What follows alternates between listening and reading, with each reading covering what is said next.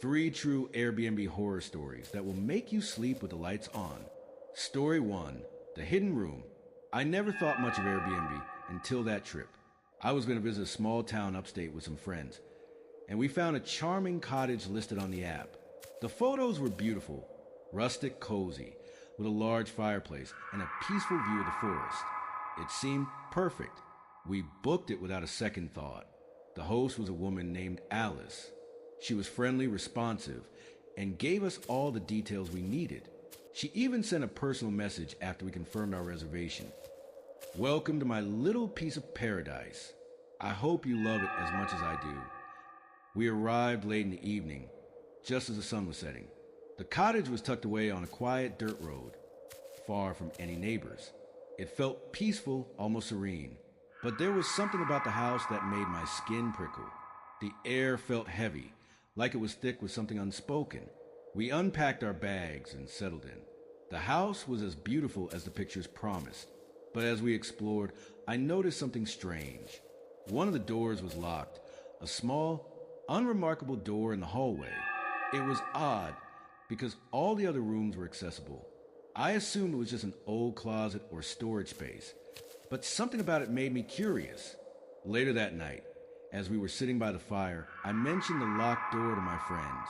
They shrugged it off, dismissing it as nothing, but I couldn't shake the feeling that something was hidden behind it.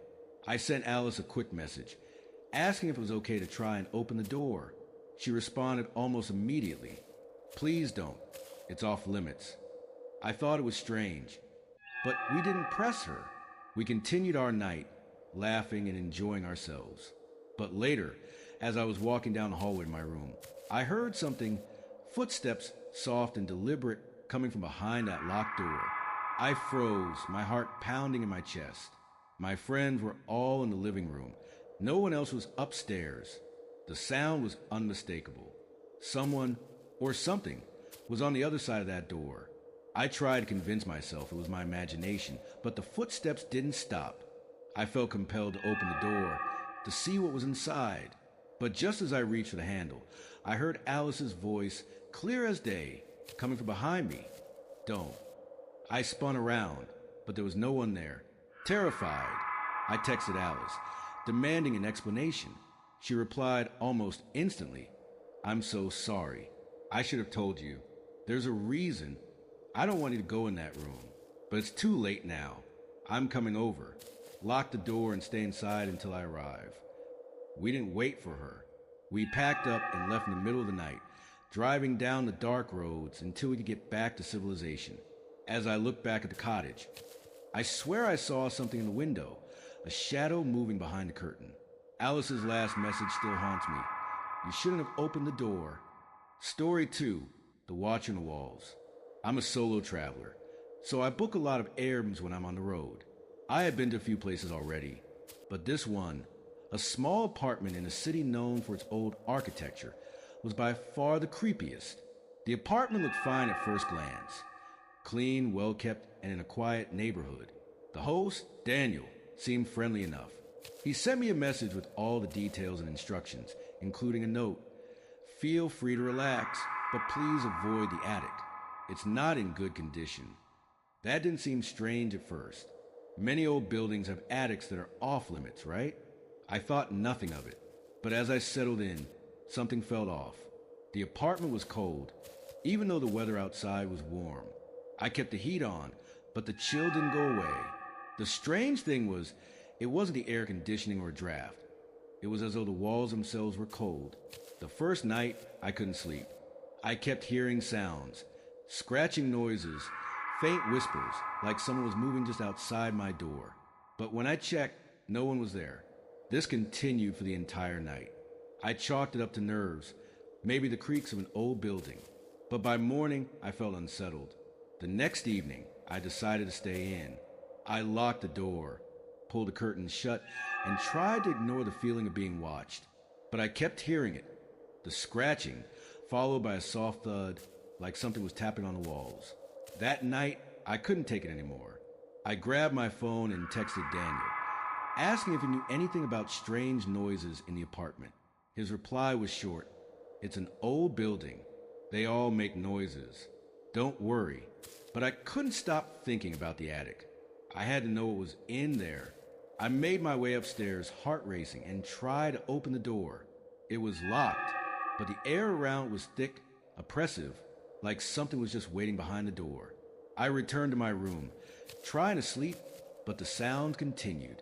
The whispers grew louder, and then I heard it. A voice, soft but clear, coming from the walls. Come to me? My phone buzzed. It was a message from Daniel. Whatever you do, don't go into the attic. I ignored it. I was too curious to stop now. I found a way to force open the attic door and climbed the stairs, my heart pounding in my chest. The attic was small, cluttered with boxes and old furniture. But what I found in the corner made me freeze. There in the shadows was a small wooden door, a door that didn't belong. I pushed it open. Behind it was a narrow crawl space, just big enough for a person to fit through. As I stepped closer, I heard the whisper again, "Come to me." I turned around and saw something that made my blood run cold. Someone was standing in the doorway of the attic, watching me. It was Daniel, but his face was blank, lifeless, like he had been there for years. I ran. I don't know how, but I left that apartment and never looked back. I tried to contact Daniel, but his account had been deleted. The apartment is still listed on Airbnb, but I'm not the only one who's had strange experiences there. If you ever find yourself in that neighborhood, don't go near that apartment.